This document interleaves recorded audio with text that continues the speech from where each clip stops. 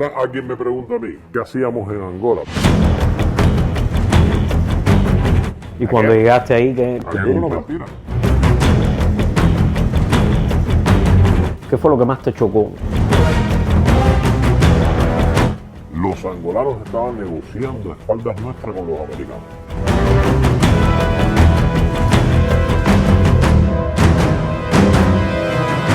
Cuito, Cuanavale fue la última batalla que define realmente la suerte de Angola. El principio del fin.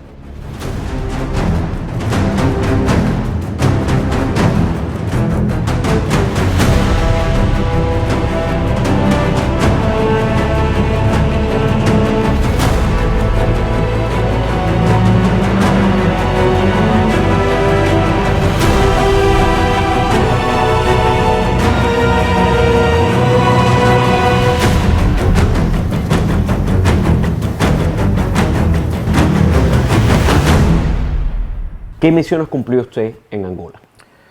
Bueno, en Angola eran las misiones de inteligencia militar, que no son otras que tratar de saber toda la información que teníamos de los enemigos, tanto la UNITA como la Fuerza Sudafricana. En el norte estaba Zaire y estaban la gente del FNLA, y en Cabinda estaba el FLE, que era el grupo de liberación del enclave de Cabinda. Nuestra función en Angola, porque además la presencia mayoritaria de tropas, las tropas mejor preparadas, las que tenían mejor disposición combativa, las que tenían mejores medios, las que podían hacer frente a todas estas amenazas, eran las tropas cubanas. Las FAPLA nunca fueron un ejército bien preparado, siempre estaban a la saga de nosotros. Cuba, cuando interviene en el año 75 en Angola, el MPLA fue el movimiento que Cuba defendió, que era el de Agustino Neto. Ya. Ahí también habían otros dos movimientos, el FNLA, que era de Orden Roberto, me parecía que se llama, no me acuerdo bien, que era apoyado por Mobutu en Zaire, y estaba la UNITA, que era apoyada por los americanos y los sudafricanos. Entonces, cuando se produce esto, Angola no tenía ejército, no tenía Ministerio del Interior, no tenía policía, etc. Venía la independencia. Cuba intervino para garantizar que el MPLA de Agustino Neto fuera el movimiento que ocupara el poder después de la independencia de los portugueses. A partir de ahí se dio un proceso de formación, con ayuda de los soviéticos y los cubanos, de las Fuerzas Armadas Angolanas, que fueron la FAPLA. Y con ayuda del Ministerio del Interior cubano se creó el Ministerio del Interior angolano, que era la policía, la contrainteligencia de ellos, su sistema de inteligencia, etc. Entonces, ¿qué pasa con esto? Que nosotros teníamos la misión de colaborar, tener nuestras propias fuentes de información, y teníamos la misión de colaborar con los angolanos en la obtención de información sobre los sudafricanos, sobre la UNITA de Jonas Savimbi, sobre la gente de Orden Roberto en Zaire, con el FNLA, de las fuerzas de Cabinda, que eran el FLE. Porque esas eran las amenazas que teníamos nosotros. ¿Pero por qué Angola? ¿Por qué en África? Bueno, yo... Sí, yo creo que esto... Mira, ¿Un capricho de Fidel Castro? Bueno, yo lo que sí te puedo decir es que la primera experiencia fatal que tuvimos en África fue con el Che. O sea, los conflictos en África son conflictos tribales.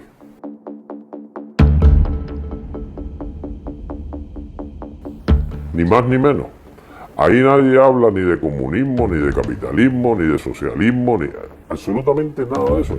Se dieron movimientos de liberación, de descolonización, que sí surgieron, pero muchas veces tenían una sustentación tribal, no era otra cosa. El Che, cuando llegó al Congo, se percató de que aquella gente ni estaba preparada, ni sabía lo que era el comunismo, ni la revolución mundial, ni la causa de los obreros, etc. Y se tuvo que ir de ahí, porque ahí no peleaba nadie. Claro, la idea no prendía. No, es que ellos no estaban preparados para eso. Entonces, te estoy hablando del año 75, pero en el año 87, tú cogías y llegabas a Angola y te encontrabas en... Eso fue un impacto para nosotros porque nosotros lo que se nos vendía en Cuba era que los angolanos, que las fuerzas progresistas, que el socialismo, que el comunismo, que el MPLA era igual que el Partido Comunista de Cuba, que los angolanos eran unos camaradas que... Y cuando llegaste ahí, ¿qué? Aquello era una mentira. Estábamos Mentira. apoyando a una parte de la película.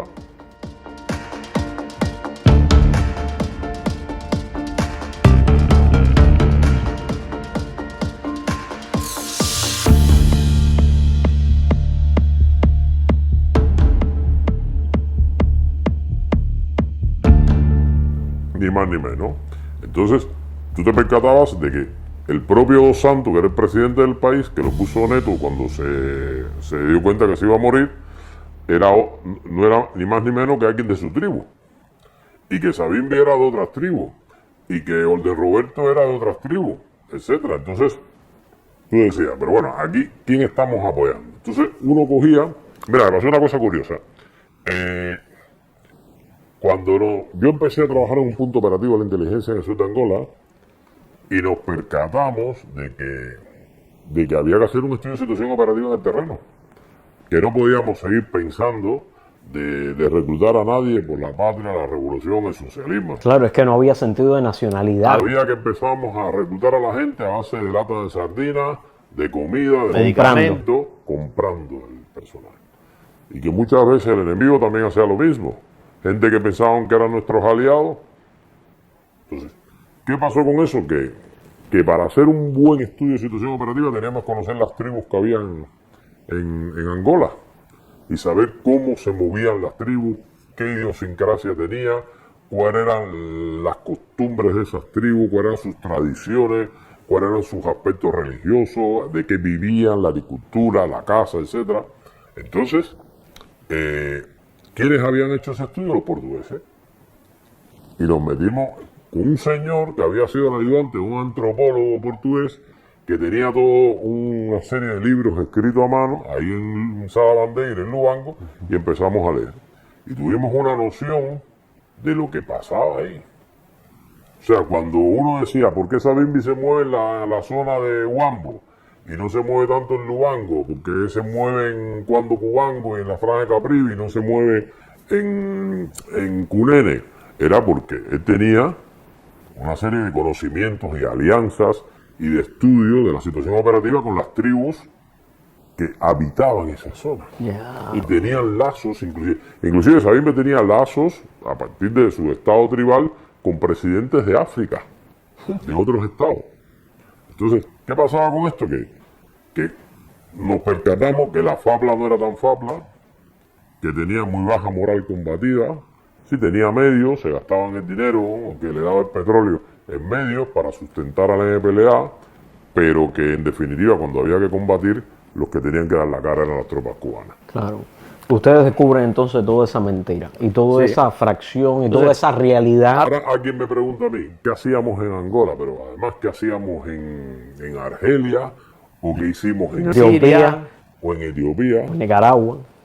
Bueno, todavía Centroamérica del Caribe está dentro de nuestro teatro de operaciones militares. ¿Me entiendes lo que quiero decir? Es un área de influencia geográfica, pero en el sudeste asiático. África, Mozambique. ¿Qué hacíamos nosotros metidos con los namibios y las suapos? Bueno, yo una vez una chica que es hija de alguien muy conocido en Cuba en el tema del periodismo, me preguntó qué hicimos en Angola. Y la única respuesta que yo le pude dar, que me convenció a mí, es que ayudamos a liberar a Mandela. Entonces, ayudamos a liberar a Mandela por todas las presiones que hicieron las tropas cubanas, por la forma en que enfocamos el conflicto a partir de Cuito Guanabales, y entonces creamos un espacio factible para que Mandela saliera de la cárcel y Mandela fuera el presidente, que ha sido un hombre excepcional, indiscutiblemente. La película está Invictus, donde se ve a Mandela que lo mismo tiene escoltas blancos que negros y que él quiere enfocar al país en un enfoque de reconciliación, de paz, de convivencia que nunca ha existido en Cuba. Ya eso puede ser un ejemplo inclusive para los cubanos. a la hora de tener una resolución de los problemas que hay en Cuba. Entonces, llegamos nosotros a Angola. Comienza Cuito Cuanavale. Cuito Cuanavale fue la última batalla que define realmente la suerte de Angola. El principio del fin. Cuito Cuanavale fue una operación montada con la FAPLA y los soviéticos en aquel momento. Ellos que tenían mucho, porque en Angola habían asesores soviéticos, habían gente inclusive de Corea del Norte. Pero los soviéticos estaban metidos desde el principio de la guerra de Angola o... No, ellos fueron llegando después. Ellos fueron llegando después. Quiere decir que los cubanos empezaron eso. Los soviéticos y el campo, el pacto de Varsovia, etcétera, llegaron tarde al reparto colonial del mundo. Entiéndase, el reparto colonial del mundo en esferas de interés para sus mercados, para sus productos, para la extracción de materias primas valiosas, etcétera. Y los soviéticos empezaron a jugar su papel. Los soviéticos llegaron después y montaron misiones de asesores en muchas provincias. La tenían en Luanda, la tenían en Huambo, la tenían en Lubango, la tenían en varios lugares. Pero eran asesores, no tenían tropas. Tenían una pequeña guarnición que era de protección de sus sedes de asesores. Ellos iban, colaboraban. No colaboraban tanto con los cubanos. O sea, ellos no estaban en función de estar ahí para colaborar con los cubanos. Ellos más bien, como casi todo el armamento que compraba la FAPLA, se lo compraban a los soviéticos, pues ellos estaban ahí también en carácter de asesor y para poder vender. Porque había poco armamento que no se vendía en Angola. Se vendía porque Angola tenía una serie de recursos a partir del petróleo. Entonces, empezó, yo no quiero meterme mucho en la parte de la guerra como tal.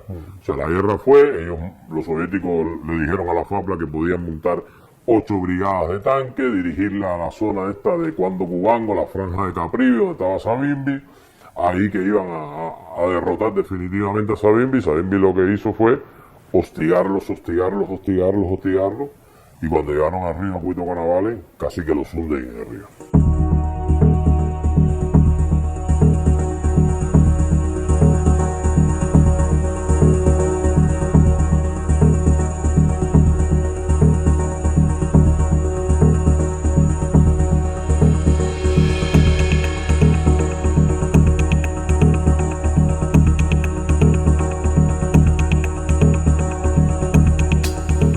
Aquellas eran unas tropas que tenían medios, que tenían tanques, que tenían artillería, que tenían un apoyo, pero no tenían moral combativa. Y es importantísimo la moral combativa, porque si no tienes moral combativa ya puedes tener los medios que la gente no está en capacidad de combatir.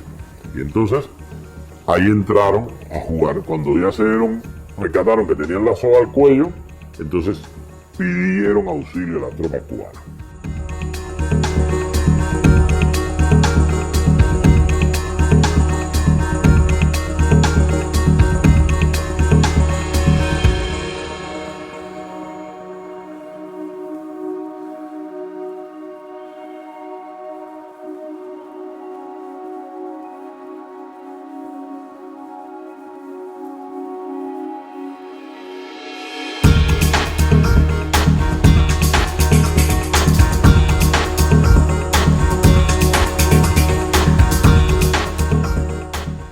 Y la decisión de Cuba fue poner un frente de contención en la dirección Cuito Cuanavale-Menongue. Ahí la UNITA ya no podía con nosotros, entonces intervinieron directamente los sudafricanos. Se metieron en Angola. Y entonces era un combate, pero aquello fue un muro de contención lo que se le puso a esa gente. Y la dirección de Cuba, Fidel, que no fue otro, que era el que dirigía todo el desarrollo de este conflicto, decidió mover todas las brigadas de tanque que había desde Huambo, Lubango y Mozámenes en dirección, y además con la Baraguá, que fue para allá, la movieron en dirección oeste-sur. O sea, toda la dirección en Yiva, Changongo, Cama, etc. ¿Qué pasaba? Que los sudafricanos tenían una ventaja, tenían los G5 y los G6, disparaban a 46 kilómetros de distancia. Las tropas estaban sufriendo un hostigamiento. En concepto de aviación estábamos más o menos parejos. En concepto de tanques y medios blindados estábamos más o menos parejos, pero en concepto de artillería Entonces, nosotros teníamos los C-130, que alcanzan unos 28, 30 kilómetros, y las BM, que más o menos la misma distancia. ¿Cómo podíamos nosotros equilibrar la balanza? Pues construimos un aeropuerto en Cama. Y los 2023, el radio de acción de los 2023, lograron llegar al norte de Namibia. Y se expandieron las millas que podían alcanzar. Exacto. Entonces, ¿qué pasó con eso? Que la guerra se centró entonces, los sudafricanos se percataron de que la guerra se centró ya no en Cuito Guanabara, que por ahí no podían subir, y entonces la guerra se centró en una batalla frontal en la dirección de Ruacaná, Changón, Guanjiba, etc. Bueno, esta fue la guerra. Ahí hubo un combate en Ruacaná, donde los 1023 bombardearon, hubo unos combates en Techipa, entre la Fuerza Sudafricana y el Batallón de Tropas Especiales en Mirín, hubo combates en la 40 BT, que fue cuando se capturó al explorador este sudafricano que formaba parte de un destacamento de exploración sudafricano, llegó para Cuba. Pero, ¿cómo nosotros hacíamos nuestro trabajo? Bueno, en definitiva, en primer lugar había un punto operativo en Lubango, que reuníamos información de la SWAPO, de la FAPLA, de nuestras propias fuentes y de la exploración radioelectrónica. ¿Por qué? Porque las tropas, como se van moviendo, se van comunicando, y nosotros, por el tipo de comunicaciones, sabíamos qué medio sudafricano se estaba moviendo y en qué lugar. Claro, acumulaban información. Claro, eso estaba, o sea, uno sabía cuando estaba transmitiendo el 65 grupos mecanizados del primer cuerpo de ejército sudafricano. La clave entonces para ganar esa batalla fue la comunicación y la capacidad de Cuba para acumular información superior. Ahí se dieron varios factores. Ahí se dieron factores, la decisión de llevar la guerra hasta las últimas consecuencias.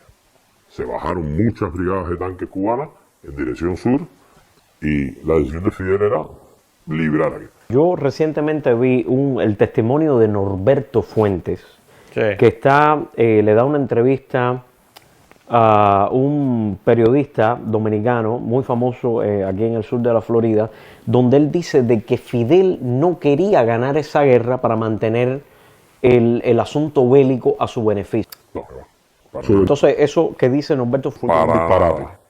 Para nada. En primer lugar, nosotros detectamos que paralelamente al tema de la batalla en Cuito Guanabara, del movimiento de tropas, la inteligencia militar cubana detectó en Luanda, a través de un oficial nuestro de apellido Alarcón, que era el agregado, tenía como manto para ejercer su trabajo, agregado de prensa de la embajada cubana. Mira lo que ese hombre, a través de un agente que nosotros formamos a los angolanos tenían ministerio, no tenían instituciones de ningún tipo, y nosotros los formamos, nos dimos a la tarea de tener en toda la estructura gubernamental y estatal angolana y de la Fuerza Armada de Benín, agentes nuestros. Ya. O sea, nosotros tenemos gente reclutada en todas partes. Alarcón era un oficial nuestro, que era diplomático cubano, que trabajaba como agregado de prensa de la embajada. Trabajaba con otro diplomático cubano que se llamaba Valentín Palacios. Este hombre detectó a través de un agente de él que los angolanos estaban negociando a espaldas nuestras con los americanos. Sorpresa. Dos Santos no quería saber nada más de los cubanos. La guerra para Dos Santos era una imposibilidad de hacer negocio. Se querían quitar a las tropas cubanas encima, querían sacarse a toda la presencia militar cubana de Angola. Lo querían poner fuera, porque además, imagínate, las mejores fuerzas que había en Angola eran las cubanas. ¿Por qué? Si era el apoyo que había recibido todo ese tiempo. Y estaba negociando con los Estados Unidos y le estaba diciendo a los Estados Unidos, yo no sé por qué siguen apoyando a Savimbi, si lo que ustedes quieren de Savimbi se lo voy a dar yo. Y entonces es a partir de ahí que Cuba, porque Dos Santos ni siquiera gobernaba el país, o sea, él era el presidente del país, pero él vivía en Futungo de Vela.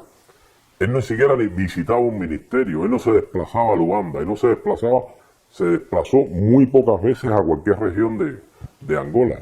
La seguridad de Dos Santos eran 500 hombres cubanos negros que estaban bajo el mando del coronel Bueno, que era cubano, y después fue bajo el mando del teniente coronel René, cuando Bueno se retiró, que ya se fue de cumplimiento para Cuba, que eran los que garantizaban la seguridad física de Dos Santos. Y Dos Santos vivía en Futungo de Vela, y en Futungo de Vela tenía secretarías de Estado, que replicaban la labor de todos los ministerios, el de defensa, el de seguridad, el otro. Y entonces, nosotros teníamos una unidad dentro de Futungo de Vela, trabajando en la Secretaría de Defensa y Seguridad, que la atendía el coronel José María, y ahí nosotros éramos los que le hacíamos hasta la labor diaria de documentación a los propios angolanos. Ellos entonces detectamos que estaban negociando y le dijimos a Dos Santos, tú tenías que haber contado con nosotros, porque aquí hemos sacrificado sangre, corazón y vida. Tenemos aquí 50.000 hombres. No murieron en esa. ¿Cuántos? No, yo no creo que fueron más de 3.500 muertos. Y muchos de ellos fueron también por temas de imprudencia, por temas de enfermedades, etc. Y te garantizo que había una cultura en las tropas cubanas, independientemente de los combates, de mantener unas normas de seguridad. Bastante buenas. Mucho de eso no fue, muchas de las muertes no fueron relacionadas con el combate directo. No. Fue relacionada con temas de enfermedades, temas de imprudencia, etc. Entonces, obligamos a Dos Santos a que nos diera participación de esa historia. Y en vista de lo que estaba pasando, que los propios angolanos no nos querían ahí, entonces se empezó a implementar a través de Risqué, de Carlos Aldana, de varios señores más, como este hombre que está por aquí, que fue de la oficina del ministro. Se empezaron a implementar. Yo era uno de los oficiales que trabajaba en la oficina militar de la embajada, que atendía el grupo de análisis y que inclusive daba servicios a este grupo negociador, siendo conductor de ellos y asesor. ¿Y qué estaban negociando? Entonces se empezó a negociar entre los americanos, Angola, Cuba, las conversaciones tripartitas, también había alguna participación de los sudafricanos, la posibilidad de poner fin a la guerra. La posibilidad de poner fin a la guerra y de lograr la retirada de las tropas cubanas, pero no de forma derrotada, sino de que se retiraran porque habíamos cumplido nuestra misión, ya Angola no tenía ningún riesgo ni peligro, etcétera. Y también dentro de eso se empezó a extender el tema a negociar un referendo para la independencia de Namibia. Y entonces todas esas conversaciones surgieron porque nos enteramos de que Dos Santos estaba. Después Dos Santos, ¿qué ha hecho por Cuba? Absolutamente nada. ¿Qué ha hecho Angola por Cuba? Teniendo una serie de recursos importantísimos. Dos Santos se murió hace poco en Barcelona, en la clínica Ternos. Unos dicen que inclusive lo mataron. La hija de Dos Santos se llegó a ser la mujer más rica de África, porque era la presidenta de Sonangol. El hijo, Joao, era el jefe de Fondo Soberano de Angola. Y entonces también casi que cae preso una cosa de esta. Vamos ahí entonces. Yo escuché que existen 180.000 personas que aún viven en Cuba que participaron en la guerra de Angola. ¿Esa cifra es...? No, puede ser más. ¿Pueden ser más? Sí, puede Y ser. esas personas están en completo abandono. ¿A cambio de qué entonces? Vuelvo a reiterar la pregunta. ¿A cambio de qué fuimos nosotros? Bueno, esto es a lo mejor los delirios de Alejandro Magno que tenía Fidel. A nosotros no nos venía de nada estar metido en Angola. ¿Por qué con tantos países comunistas que había en el mundo? Porque Fidel era el que se prestaba para eso. Entonces él lo justificaba diciendo que si los americanos veían que nosotros éramos capaces de combatir como combatíamos en medio de África, ¿cómo no combatiríamos en nuestro propio territorio? ¿Qué pretensión? Necesidades. No teníamos, porque los angolanos eran los primeros que no nos querían a nosotros en Angola. Y hoy por hoy se ve, bueno, yo me acuerdo que entonces Angola se convirtió, primero cuando empieza todo el tema del conflicto, el que estaba jefe de la misión era Fleita, un general. A Fleita lo pasan para el sur y ponen a Apolo al frente de la misión, y ya después, por ponerle la tapa al pomo, mandan a Ochoa, a Apolo lo mandan para el sur y a Fleita lo mandan para una brigada. ¿Quién realmente de ellos fue general que decidió la suerte de Angola? No, fue Fidel. Fue Fidel Castro. Fidel no dejaba a nadie. Desde el punto de vista operativo, táctico, sobre el terreno, ellos eran los que ejecutaban el tema. Pero diariamente Fidel era el que llevaba a cabo las operaciones en Angola. De todo tipo. Quiere decir que este testimonio, ya para dejarlo cerrado, el testimonio del escritor y periodista Norberto Fuentes, eso está desacertado completamente de que Fidel Castro... Fidel todos los días por la tarde recibía de nosotros un paquete de información que nosotros recopilábamos de todas las fuentes, y él era el que daba las orientaciones de cada movimiento que había que hacer en Angola. De si se tenía que mover la aviación para acá, si se tenía que hacer el aeropuerto de Cama aquí, si se tenía que combatir aquí, etc. El tiempo que estuviste ahí, que estuviste trabajando con la analítica no militar, ¿qué fue lo que más te chocó? ¿O la mentira más grande así que recibiste que te impactó mucho en el tiempo ese? Bueno, a mí lo que más me impactó, y te digo honestamente que yo no tenía forma de saber el nivel de corrupción que había. El nivel de corrupción me enteré por este general que era jefe de las tropas retaguardia de Angola, que era un general cubano, que hace un informe a Julio Casarregueiro y se lo presentan entre los dos a Raúl. Que el desfalco de recursos, cuando se destinaban una serie de recursos importantísimos para la alimentación, el sostenimiento de las tropas en Angola, muchos de estos recursos se candongueaban. Yo me acuerdo un día que, como éramos oficiales, teníamos derecho, los soldados se pasaban 24 meses en Angola, para que aquello era un crimen, porque no hay ninguna tropa en el mundo que mande a sus hombres 24 meses, eran casi niños muchos de ellos, y estaban 24 meses. No tenían derecho ni a una botellita de alcohol, de bebida al mes, la tenían que repartir como entre 7 soldados. Y yo me acuerdo de que estaba yo en el aeropuerto de Luanda, conjuntamente con José Ramón Cabaña, que fue embajador de Cuba aquí en Estados Unidos, el primer embajador que creo que hubo. Estábamos los dos esperando un vuelo para ir a Cuba de vacaciones, y llegó Tomás Ceviches.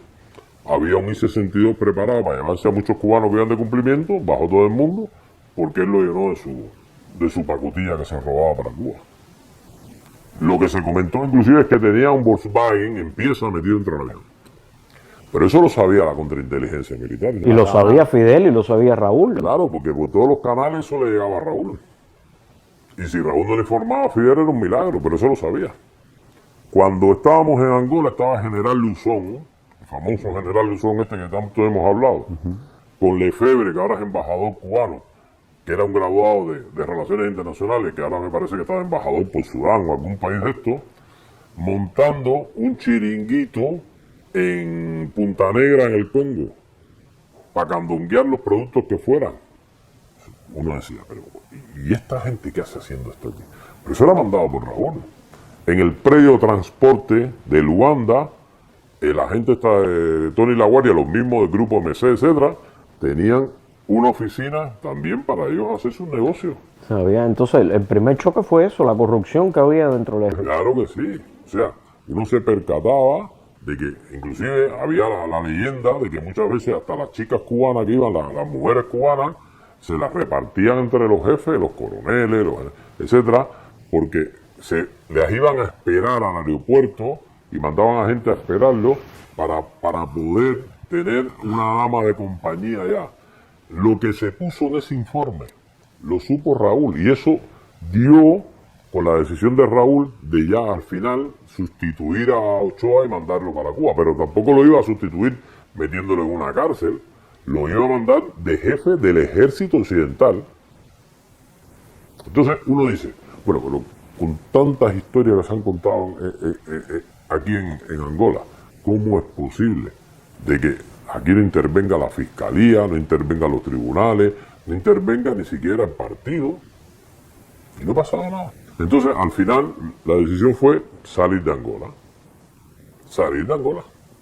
Y en Angola estaban metidos hasta los norcoreanos. Esos que son tan amigos de nosotros, los sudafricanos empezaron a protestar porque decían que habían cubanos fuera de los paralelos que ellos habían establecido que estuvieran las tropas cubanas. Nosotros decíamos que no estábamos ahí, y nos metimos nosotros a ver quiénes eran los que estaban ahí, y nos encontrábamos que eran 2 coreanos y no nos informaban a nosotros. Y el que tuvo el encuentro con los norcoreanos es el actual embajador de Cuba en Egipto, Manuel Javier Rubido Díaz, personalmente. O sea, eso lo supimos de primera mano. Corrupción, compartirse las mujeres cubanas entre los pinchos grandes. Había una médico, a mí nunca se me va a olvidar, había una médico que era estomatóloga en el hospitalito de Lubango, que con tal de llevarla a ella a fiestas, al marido lo tenían haciendo caravana una detrás de otra. Hasta un día que la chica cogió y explotó. Y montó un escándalo en medio del hospital.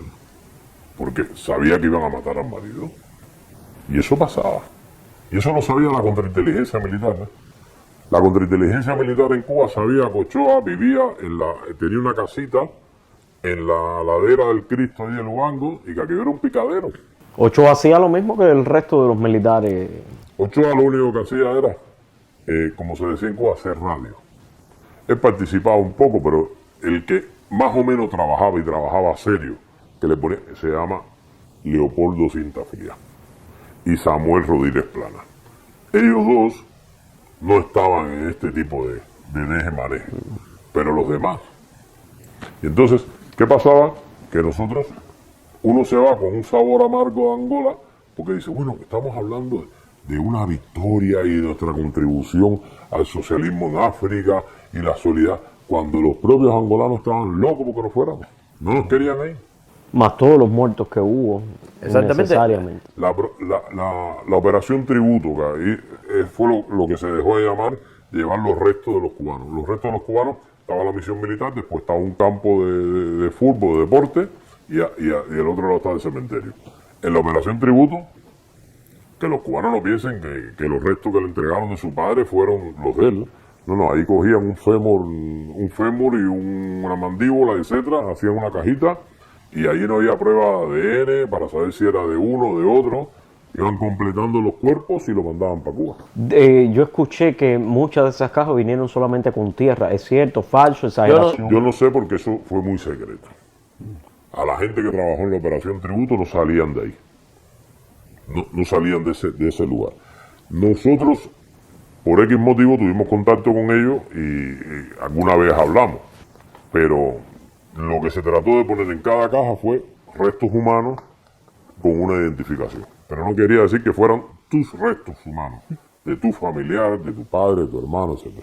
A ti te entregaron unos restos humanos, dijeron, estos son los de tu padre, los de tu hermano, los de tu hijo. ¿Quién iba a hacer una prueba de ADN?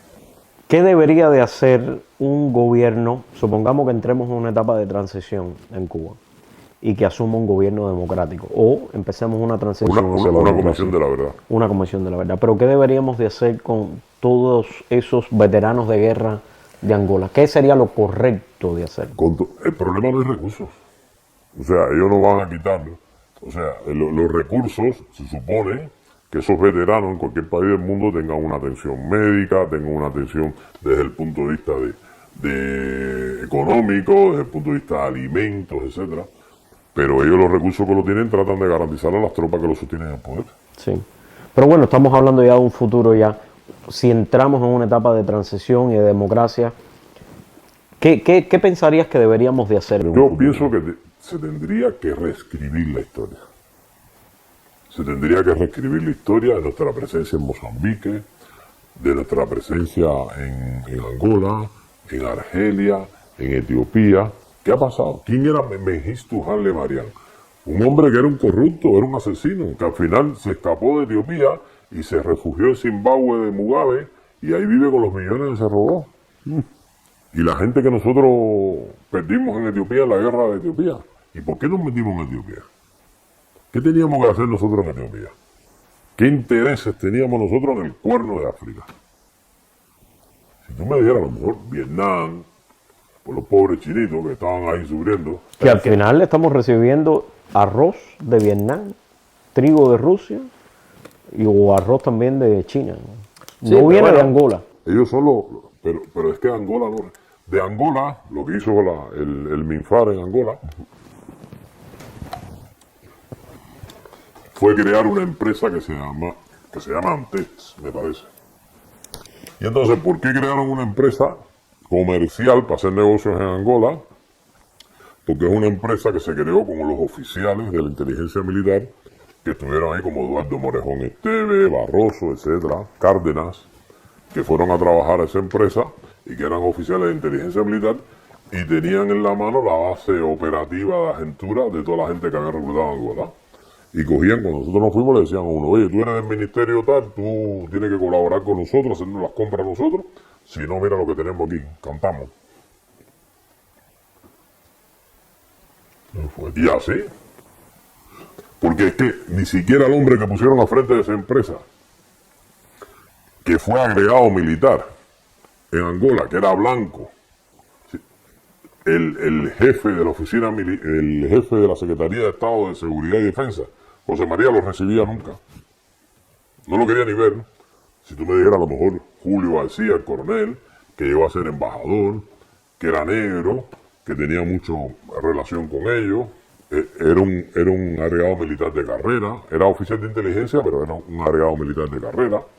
A ese todavía le daban algún margen. Pero ni eso. ¿Por qué? ¿Por qué puso Raúl a ese hombre ahí? ¿Por qué? Porque era un hombre incondicional a él. Raúl Castro siempre escoge lo peor. Sí, no, bueno, él, lo peor para quién, para el país, para la sociedad cubana, para el Estado cubano, lo mejor para él. Raúl se rodea de incondicionales, o que lo quieren mucho, o que él los tiene suficientemente bien sujetados. O sea, acuérdate, esto, la experiencia de Angola, independientemente de que se acabó la guerra, que toda esa historia, es que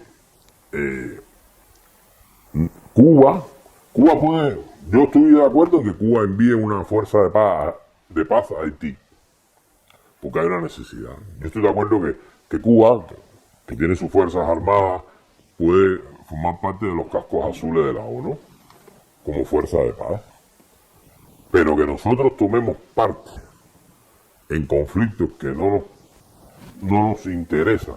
Porque una cosa es coger y decir, oye, mira, vamos a hacer, en el Líbano hay una fuerza de paz que está entre el Líbano e Israel para evitar que la guerra se desate ahí. En Bosnia y Herzegovina, para parar la guerra que había en los Balcanes, se destinaron fuerzas de paz de la ONU. En Angola, para acabar con el conflicto, se destinaron observadores cascos azules de la ONU que fueron una vez. Y ahora en Haití, cuando hay ausencia por completo del Estado de Haití, del gobierno de Haití, pues se han destinado tropas keniatas para entrar en Haití, para garantizar por lo menos los servicios mínimos básicos a la población. Esto fue un capricho. Pero de meterte en guerras, que ni nos van ni nos vienen. ¿Qué nos dio la guerra en Angola? ¿Qué nos dio en Angola? A lo mejor garantizar que los soviéticos nos pagaran a nosotros un apoyo, porque nosotros ellos no podían meterse con sus tropas, y entonces nosotros teníamos que colocarnos, porque ellos iban a sacar unas determinadas áreas de influencia o recursos naturales que necesitaban. Pero nosotros no podíamos, no teníamos necesidades. Y lo principal fue que cuando llegamos a Angola nos percatamos de que aquello no tenía nada que ver con lo que nos habían vendido en Cuba. ¿Tú sabes cómo eran los reclutamientos que hacían la FAP angolana? De 7 años, el servicio militar. Cogían a chicos del norte, los cazaban como perros, los metían en unos campos de concentración, los montaban en unos aviones y los llevaban para el sur. Y a los del sur para el norte. Yo llegué a un punto fronterizo en Angola, donde me encontré que los chicos, para poder sobrevivir, se tuvieron que integrar en las tribus alrededor y vivir con las tribus, y casarse con las tribus y cultivar con las tribus, porque no había ni Dios que le enviara un plato de comida. Y los que le pasaban inspección, siendo ellos angolanos, eran las tropas sudafricanas. Aquello era un desastre. Literalmente un desastre. ¿Necesitamos ejército? ¿Cuba necesita un ejército? ¿O tú crees que en el futuro adoptaremos quizás una política como la de Costa Rica que carece de ejército? Yo creo que Cuba necesita un ejército. Ahora, la forma de configurar el ejército cubano, o sea, Cuba no necesita un ejército con la cantidad de tanques estos que tiene, ni de piezas de artillería. Necesita unidades móviles de infantería ligera, necesita una zona de una marina que garantice la zona de exclusión económica, que garantice la protección de las costas cubanas, pero son unidades de costa, no son unidades ofensivas, no son coheteras, ni submarinos, ni cosas que se le parezca, son unidades patrulleras que protejan las costas cubanas. ¿Necesita una fuerza aérea? Sí, claro, necesita una fuerza aérea, a lo mejor necesita hasta drones para temas de vigilancia, etcétera, en el entorno de Cuba, pero a lo mejor no necesita ningún MiG-23, ni 29, ni cosa que se le parezca, ni un F-18, un F-16. A lo mejor con los tucanos brasileños resolvemos, porque son aviones de entrenamiento básico avanzado para la necesidad de Cuba. ¿Definirías entonces que nosotros lo que necesitamos es una fuerza de seguridad nacional? Está claro. Yeah. No hay necesidad de ese gasto, el gasto ni de las supertropas especiales que tenemos, ni los Rangers estos que tenemos, grupo de destino especial, nada de eso. Eso ha sido un gasto que ha estado enfocado a proteger. Mira, yo siempre le dije a mis padres algo que me llamó. Cuando vine a Angola empezaba a cuestionarme una serie de temas y uno de ellos le dijo, oye, mira, a mí me parece que Fidel, Raúl y 5 o 7 más no pudieron haber derrotado al ejército de Batista. Ellos se sirvieron del pueblo cubano. Y entonces, ¿qué ha pasado? Que han ido machacando al pueblo cubano generación tras generación, y cuando se cargan una generación cogen la otra, le engañan y entonces le dan el nivel de recursos que le quitaron a la primera que los apoyó, y cuando esa ya no da más de sí, la bajan al escalón de abajo y buscan otra nueva. Tú fuiste descubriendo eso poco a poco, fue un proceso gradual. Bueno, ya en la universidad veíamos cada cosa que no nos gustaba. ¿Y cuándo fue el momento en que abriste los ojos? Cuando lo de Angola. Luego cuando empezaron los procesos de Ochoa, etcétera. Porque todo el mundo sabía que los hermanos La Guardia de EMC no estaban haciendo nada que no fueran autorizados. Eso todo el mundo lo sabía. Quiere decir que el asunto de Ochoa, el caso de Ochoa, junto con Tony, los hermanos de La Guardia, esto fue un temblor de tierra para el cuerpo militar. Esto fue un terremoto. Sí. Para empezar, mira, Ochoa se idealizó porque él quería tener sus grandes capitanes. ¿Me entiendes? Ochoa y Furri, que era Abelardo Colomé, fueron los dos primeros héroes de la República de Cuba. Eran hombres que habían participado en las batallas, en el extranjero, en Etiopía, habían estado en Venezuela, cuando la guerrilla habían sido guerrilleros. Pero al final, cuando la gente ve que se les ha prostituido el carácter a esta gente, Ochoa dijo una cosa. Dice, como yo veía que todo el mundo robaba, yo también quise hacer algo. Claro, para ti todos eran unos corruptos. Ochoa sabía lo que pasaba. Y Ochoa, cuando empieza, porque la relación de Ochoa con este tema es porque el jefe de la misión del Minin en Angola era Patricio de La Guardia. Y entonces empiezan a tener relaciones las mujeres de Ochoa, de Patricio y del Gallego Franco, que eran 3 chicas jovencitas, se relacionan entre ellas, pero no se relacionaban con las mujeres de los otros generales. Y entonces ahí empiezan ellos a confraternizar y empiezan a hablar. Y ahí es cuando Patricio le comenta a Ochoa lo que hacía Tony, que estaba autorizado. Porque quien diga que Tony, el grupo MC se creó era un grupo de gente de tropas especiales que por las misiones que habían cumplido en el extranjero, de infiltración, etcétera, empezó a comercializar con productos y a traerse productos que por el embargo no eran factibles en Cuba obtenerlo. ¿Pero qué traía? ¿Una computadora? Medicina. Algún reactivo, cosas así. Y entonces exploraron que habían canales. Entonces empezaron primero a autofinanciarse, introduciendo y traficando con tabaco y ron. Y cuando vieron que aquello funcionó, entonces vieron que había la posibilidad de poner a Cuba, como los lancheros venían a Cuba, se quedaban en varaderos o en zonas de seguridad. Pablo Escobar bombardeaba en determinados lugares la droga y cuando ya ellos tenían la zona ubicada, iban, la recogían y no perdían tantas pacas de droga. Porque ellos la estaban esperando ahí, no es que la estuvieran esperando en medio del mar con una marejada, que estaban durmiendo tranquilitos en casa de seguridad.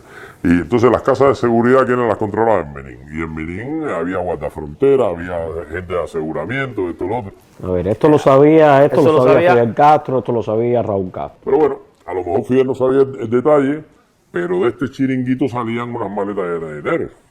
Y es como si tienes un hijo que se le va a trabajar en un McDonald's y el primer día te dice, mira papá, me han dado $50 de propina. Y yo, bueno, mira, te lo has currado, lo has hecho bien, pero el segundo día haces así, coges y ves que te viene con $100. ¿No? No lo vas a saber. Lógico. Y Abrante sabía eso porque era el que llevaba los maletines. Para usted entonces fue un choque, es decir, para todo lo que es el cuerpo militar de Cuba, fue un choque lo que pasó con Ochoa, con el caso de Ochoa. Claro. Que Porque además en el MINFAR no se movía un pelo sin que la contrainteligencia lo supiera. ¿No? ¿Qué te sigue decepcionando a partir de ese punto? ¿Qué te sigue? La doble moral. Me percaté de que había una ley para unos y para otros no. Había unos códigos de principio, de ético, de órdenes del comandante jefe que funcionaban, que tenían que aplicarse a unos, pero que otros pasaban por encima de eso. El ejemplo clásico que siempre se lo pongo a todo el mundo. Tú ves que si cualquiera de nosotros tenía relación con un extranjero, inmediatamente éramos sustituidos, nos detenían, que era una locura. Pero la hija de Raúl primero se casó con un chileno y después con un italiano. ¿Y qué pasó? Nada, ahí está. Ella sí podía, yo no. ¿Dónde está el ejemplo? ¿Por qué unos tienen derecho a algo y otros no? ¿Sería esa una de las preguntas, tú crees, en tu opinión, que más se están haciendo los militares en estos momentos? Es decir, ¿por qué ellos y yo no? No, el problema es que los militares cubanos y la gente en Cuba ve, porque por lo menos los militares que trabajaron conmigo y que hoy a lo mejor algunos están jubilados, etcétera, lo que ven es algo sencillo. O sea, ellos saben que sus padres lo dieron todo para sostener a Fidel en el poder y que murieron pobres, sin recursos, con millones de necesidades, con unos coches soviéticos de estos rusos que se le estaban cayendo en pedazos. O abandonados. Que no tenían una jubilación que les alcanzara ni para la semana primera del mes, ¿me entiendes? Y que a ellos les va a pasar lo mismo, porque ya ellos ya son prescindibles.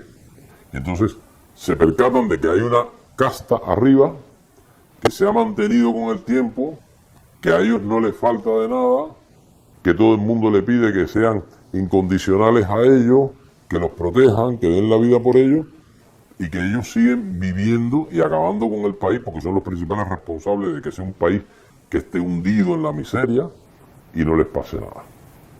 ¿Llegaste a ese punto tú entonces? ¿No está claro? Entonces, no es eso, sino que me dio acceso a mí a ver. Mira, te voy a poner el ejemplo. Roberto Robaina, que era de la JC y que después fue canciller, etc. De Relaciones Exteriores. Pues Robaina era un chico que generaba simpatías en el pueblo, que a la gente le gustaba el lenguaje, que era un chico sencillo, que lo mismo estaba montado en un autobús, que se paraba en cualquier lugar, que tenía una cercanía con el pueblo. Tenía liderazgo también. Vivía en Lawton, yo tuve la oportunidad de tener determinada cercanía con él, vivía en Lawton, en una casita sencilla, tenía su coche ahí, su carro muy sencillo. Muchas veces el carro se quedaba hasta abierto y la propia gente de ahí del barrio le cuidaba el carro. Y enseguida empezaron a manipularlo. Que tú no puedes vivir aquí, que tú tienes que vivir en una casa en Miramar, que ya tú no puedes ir de vacaciones a este lugar porque este lugar tú tienes que ir a Casa 5, a Gaviota 5 en Varadero, que tú ya tienes que comprar los productos. Entonces lo fueron comprando a él y a toda la familia. Y que ya tú tienes que ser ahora, vamos a promoverte para ministro de Relaciones Exteriores, ya tienes que dejarlo de la juventud, y ya tienes que empezar a viajar, y te vamos a dar determinado margen de acción en el ministerio, determinados recursos. Entonces lo empezaron a engañar con que él tenía un determinado poder y tenía una determinada autoridad. Y entonces toda esta información se fue acumulando. Y el día que se lo quisieron quitar de encima, se dio cuenta de que le habían puesto micrófono hasta en el baño de su casa. Y el que lo cita la primera vez es Raúl. Y le enseña las conversaciones que él había tenido con Matute, el español. Y lo hunden por completo. Yo no estaba ni en Cuba ya cuando aquello. Pero todos ellos, todos mis antiguos camaradas, lo comentan. Ese es el estilo, el modus operandi. El modus operandi, y así pasó con Carlos Laje. Pero ellos te lo tienen ahí guardado. Esos programas que tú has publicado de Marrero, etcétera. Marrero debe tener un expediente así. El día que Marrero no le convenga a Raúl, todo eso que se sabe hace 20 años se lo van a sacar para sustituirlo y meterlo preso en 2 horas. Eso explica muchas cosas. Constantemente la gente dice, pero ¿cómo es posible que Raúl, bueno, antiguamente decían, ¿cómo es posible que Fidel no sepa esto? Pero ¿cómo es posible que Raúl no sepa esto? Pero es que eso es una información que domina en Benín. No, y está ahí. Yo te voy a explicar, vamos a poner. ¿Cómo funcionaba el sistema? Mira, en Cuba estaba, bueno, las Fuerzas Armadas y el Ministerio del Interior. En las Fuerzas Armadas estaba la contrainteligencia militar y la inteligencia militar. Cada una tenían información y trabajo en el exterior, pero también tenían una parte interna. Y el MININ funcionaba la contrainteligencia del MININ y la inteligencia del MININ. Y también tenía la parte de la policía, el DTI, etc. Después de esto estaba como fuentes de información que le llaman a Fidel. Estaba la opinión del pueblo, que era un canal de comunicación que existía a través de todas las estructuras del partido, el PSC. Tanto de los núcleos zonales como de los municipales, como lo de los verticales en los ministerios, a nivel de provincia, etc. Había un flujo de información hacia arriba. Después de esto existían todas las estructuras de los CDR, todas las estructuras de la FMC, que le llevaba a Vilma, o le llevaba al presidente de los CDR, o le llevaba a de la NAT, a Pepe Ramírez y Fidel. Recibí información de todo el mundo. Todo eso usted sabía. Cuando la gente hablaba de que Guillermo García acababa con el tema de la flora y fauna en Cuba, que eso era una locura haberle dado a este hombre que no tenía ni formación ni capacidad para dirigir eso, Fidel lo sabía. ¿Quiere decir que esa información la usan a conveniencia o cuando se produce un escándalo demasiado grande, que entonces tienen como lo que sucedió, por ejemplo, con el gobernador de Cienfuegos, que se destapó toda la corrupción que todo el mundo sabía, entonces ahí tuvieron que decirle, oye, mira, te vas.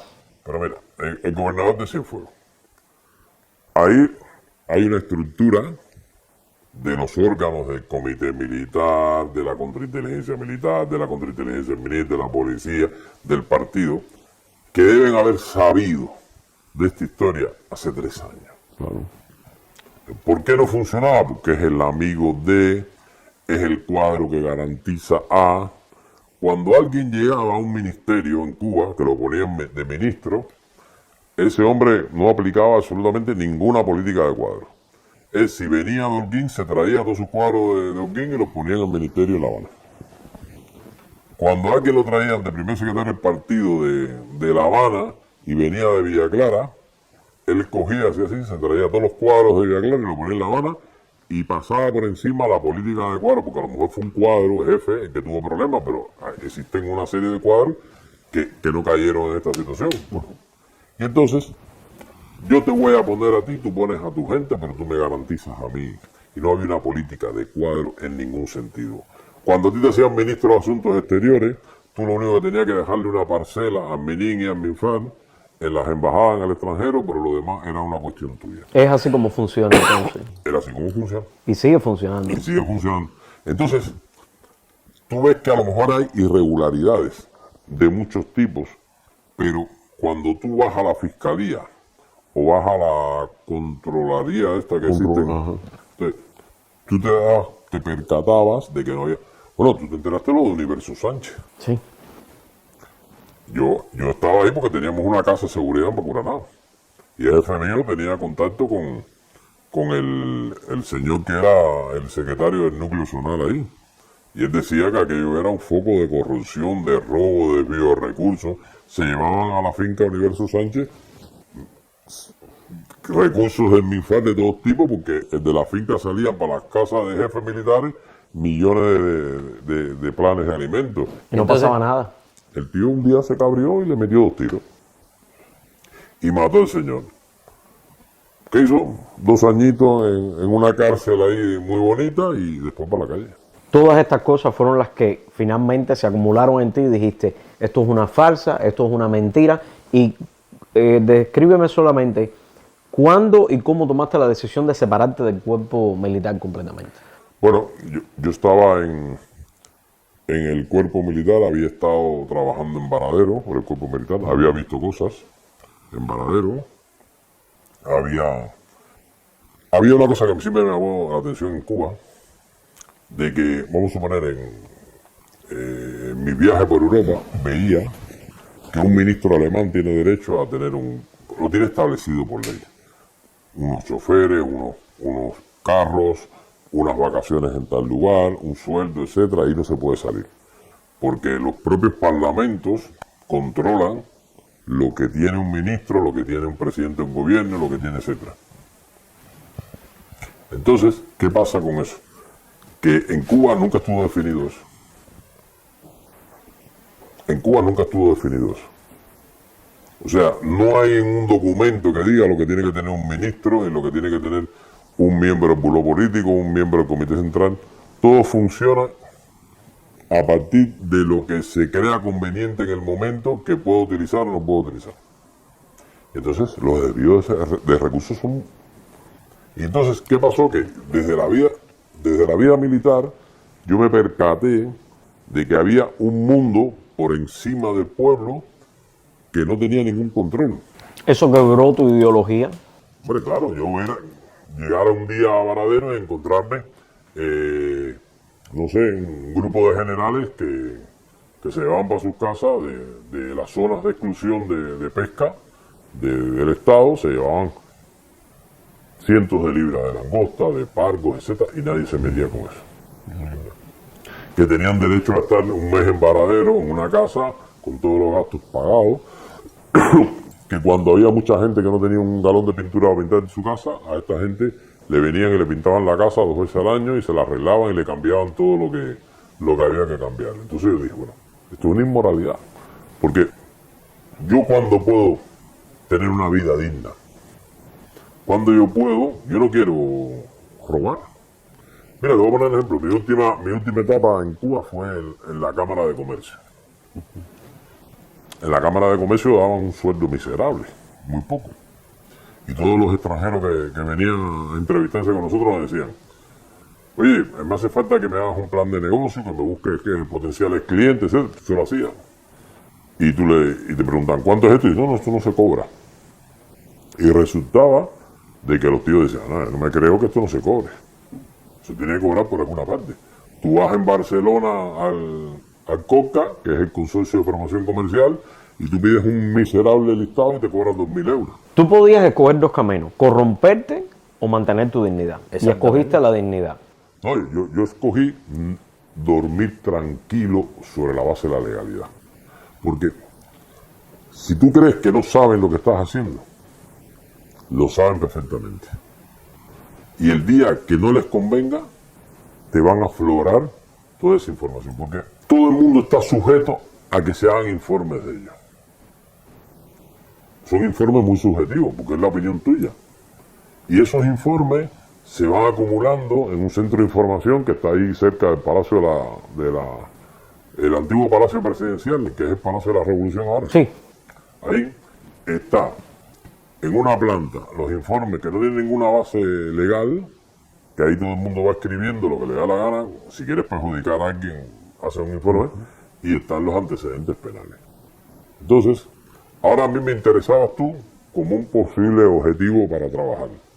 Buscaba tu nombre, me iba ahí a Tulipán y buscaba tu descripción desde el punto de vista del nombre, dónde puedes vivir, dónde puedes trabajar, te sacaban los datos del carnet de identidad, con eso te ibas al otro lugar con tu autorización, porque tenías un carnet de autorización. Buscaba la información que habían vertido sobre ti todos los oficiales que había, en los cuales tú habías tenido relación, el entorno del cual te habías desarrollado, y después te ibas para los antecedentes penales. Y te hacía un expediente operativo de una persona. Después iba al lugar de residencia y contactaba con todas las relaciones de confianza que te proporcionaba la contrainteligencia o la policía. Y después te ibas para el ministerio o la empresa donde trabajabas y ahí tenías los contactos que ya se habían establecido por el ministerio. Y te hacías un expediente de la persona. Entonces, ¿dónde está el fiscal aquí? No hay ley. ¿Dónde está el juez? Tú entonces te separas de la Cámara de Comercio. No me separo. ¿Cómo es que dejas me mandaron un viaje al extranjero y me quedé. Ya. Y ya tenías definido ya de que tú no ibas a continuar en ese proceso? No, ya. Yo antes ya había salido de la vida militar. Me bloquearon mucho para que no encontrara un trabajo, porque querían que volviera. Me hicieron varias propuestas de volver otra vez. Me hicieron entrevistas otra vez en Minfar. Me recibió Bermúdez Cutiño.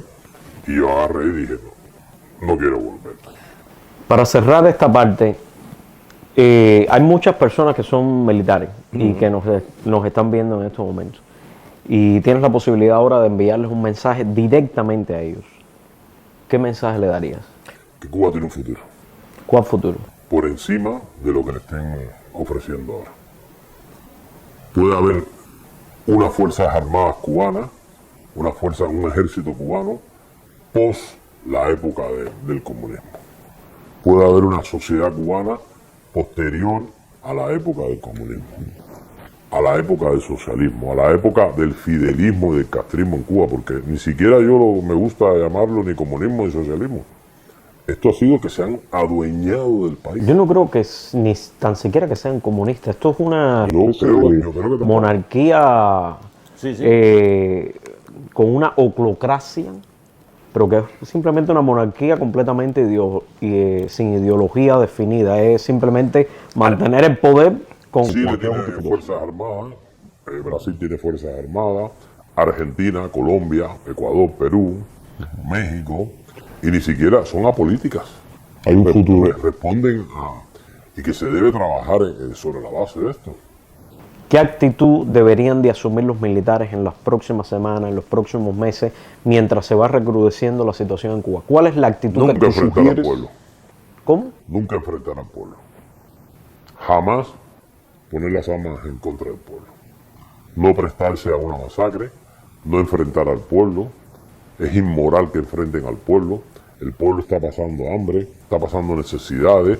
El pueblo ve que su país se está hundiendo, que sus calles ya no parecen selvas, que sus casas se están derrumbando, que los servicios de educación, de salud, cada día son peores, que no hay una garantía jurídica, que sus finanzas desaparecen, que el que no tenga una ayuda del exterior con el sistema monetario cubano no puede llegar ni a los primeros 2 días del mes, y que ese pueblo va a decir en un momento basta, que el proyecto que están vendiendo en Cuba, que todo este gasto que hay en Asamblea Nacional, en protocolos, en temas de conferencias, de congresos, etcétera, todo esto no produce riqueza en el país, que lo que tienen que sacar las manos de la economía, dejar que la economía se libere, que venga una iniciativa privada, que tienen que dar una garantía jurídica a esa iniciativa privada, y que en definitiva en Cuba tendrá que existir policía, porque tendrá que haber una seguridad ciudadana, tendrá que haber aparatos de contrainteligencia e inteligencia o de seguridad pública que evite que funcionarios se corrompan, que vengan cárteles de la droga y quieran sobornar a la gente dentro del país para que el país se convierta en una plataforma de distribución de narcóticos, que tiene que haber unas fuerzas armadas, no en la medida, porque las fuerzas armadas cubanas lo que tiene que dar México, ¿qué fuerzas armadas tiene México? El último desfile que vimos. Es capaz México enfrentarse a los americanos y por eso se van a poner a comprar armamento para él. Sería ilógico, sería estúpido. Entonces, ¿para qué nosotros? Los americanos nos quieren invadir.